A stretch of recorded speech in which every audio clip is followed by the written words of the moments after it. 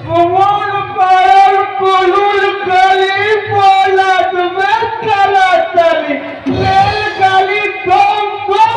आज पिए ठुल मारी কি গো দাদা ঠিক বলেছি তো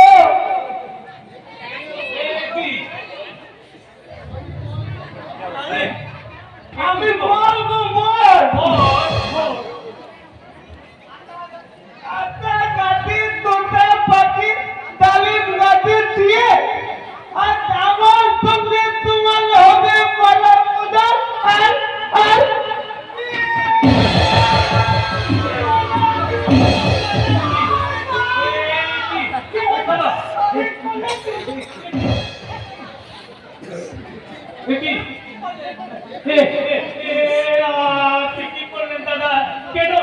আপনি আপনার ওই হাবা গোবা ভাইটাকে আমার বোনের গোলায় ঝুলিয়ে দিলেন কেন আমার বোনের গোলায় ঝুলিয়ে দিলেন কেন কেন আমি কিছুতেই করবো না মা আমি কিছুতেই করবো না আচ্ছা কোনো উপায় নেই মা ওই ছেলেটা তো ভক্তর গলায় বড় মাল্য দিয়েছে সর্বমত ওই তোর স্বামী আমি মানি না বাবা আমি মানতে পারবো না আমি বলবো আমি এই মেয়ে মেনে নিতে পারবো না বাবা এই মেয়ে মানতে পারবো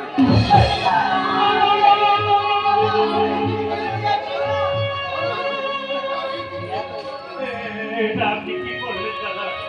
আপনি কেন আপনি আপনার এই চেনে শুনে এই হাবা গোবা তোটাকে না এই গলায় সে বসে আছে তো হাবা গোবা পাগল ছাড়া কোথাকার কোন রাজপুত্র তোমার বোনকে বিয়ে করতে আসবে রে ভাই করো তাছাড়া তোমার বোনের পিছনে একটা ধর্ষিতা আর স্টেম লাগানো আছে আবার যেন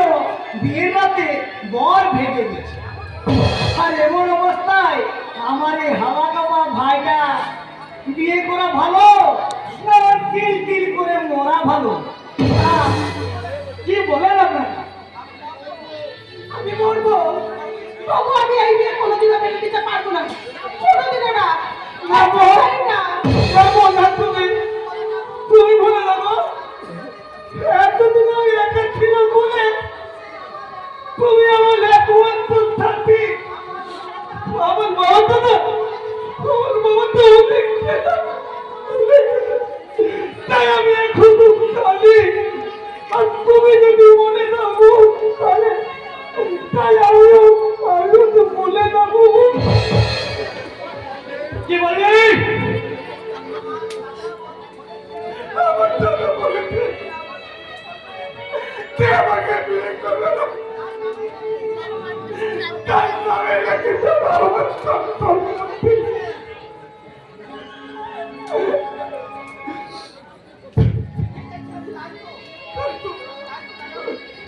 তাই তো তারা বলেছে তোমাকে মুখ খুলে খুলে দিয়ে না গেলে দাদা আমাকে কেটে কুটি কুটি করে দেবো কেটে কুটি কুটি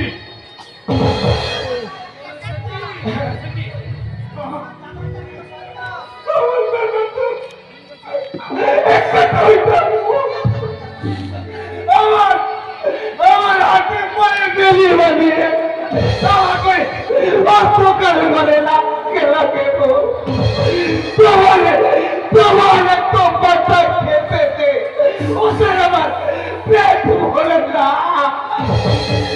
আর বড় বড় খাবার চাইলে আমার শুধু খাবো কুমারে খাবো এই সময় কোন কথাটা কোথায় বলতে হয় তা ভুলে গেছিস রে পাজি আজ তোকে আমি একেবারে মেরে একেবারে শেষ করে দেবো